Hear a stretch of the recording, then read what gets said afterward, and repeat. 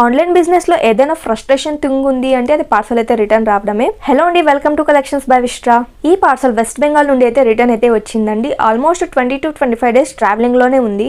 Insufficient address అని India post వాళ్ళు అయితే రిటర్న్ అయితే చేశారు. సరే, ఎలానో పార్సల్ రిటర్న్ వచ్చింది కదా అని మా ప్యాకింగ్ క్వాలిటీ ఎలా ఉంటుందో మీకు క్లియర్ గా చూపిద్దామని ఈ వీడియో అయితే తీస్తున్నా అండి. రీసెంట్ గా ఇండియా పోస్ట్ లో సర్వర్ ఇష్యూస్ తో చాలా ప్రాబ్లమ్స్ ఫేస్ చేశామండి. డెలివరీస్ డిలే అవ్వడం, పార్సల్స్ రిటర్న్స్ రావడం, ట్రాకింగ్ డీటెయిల్స్ సరిగ్గా చూపించకపోవడం, ఇలా చాలా అంటే చాలా ప్రాబ్లమ్స్ ఫేస్ చేశాము.